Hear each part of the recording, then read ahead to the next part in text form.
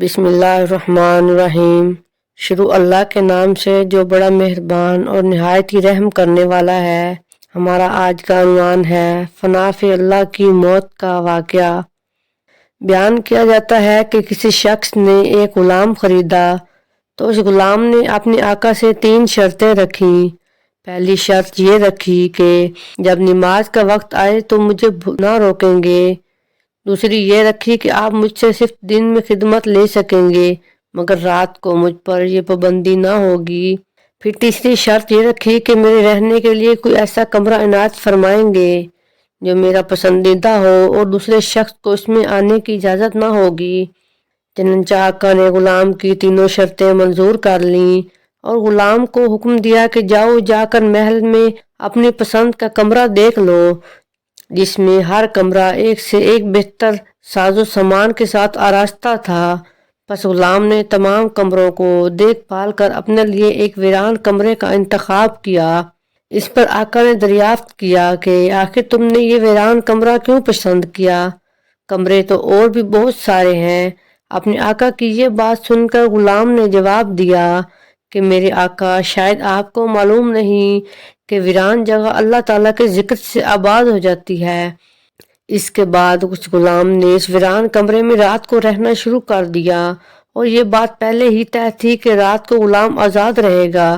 جب غلام کو اپنے پسندیدہ آزاد کمرے میں رہتے ہوئے کچھ عرصہ گزر گیا تو اس کے آقا نے ایک دن رات کو بزم احباب منعقد کی اور نصف شب کے بعد جب دوست احباب رخصت ہو گئے تو مالک مکان چہل قدمی کرتا ہوا غلام کے کمرے کی جانب جا نکلا۔ کیا دیکھتا ہے کہ ایک نورانی قندیل نے اوپر سے آ کر کمرے کی خالی چھت کو گھیر رکھا ہے اور غلام سجدے میں پڑا ہوا اپنے رب سے دعا اور مناجات میں مصروف ہے کہ اے میرے پروردگار، دن کو تو نے میرے آقا کی خدمت میرے ذمہ واجب کر دی۔ اگر یہ خدمت میرے ذمہ نہ ہوتی تو میں رات دن تیری عبادت میں مشغول رہتا، لہذا تو میرا عذر قبول فرما لے۔ اس کا مالک تعجب کے ساتھ صبح صادق تک اس عجیب منظر کو دیکھتا رہا۔ چنانچہ صبح ہوتے ہی وہ نورانی قندیل آسمان پر چلی گئی اور چھت بند ہو گئی۔ مالک نے اپنے بیوی سے اس کا تذکرہ کیا اور دوسرے روز وہ مالک اور اس کی بیوی دونوں اس منظر کو دیکھنے گئے تو اس شب میں بھی بالکل وہی منظر دیکھا جو پہلی شب میں مالک دیکھ چکا تھا۔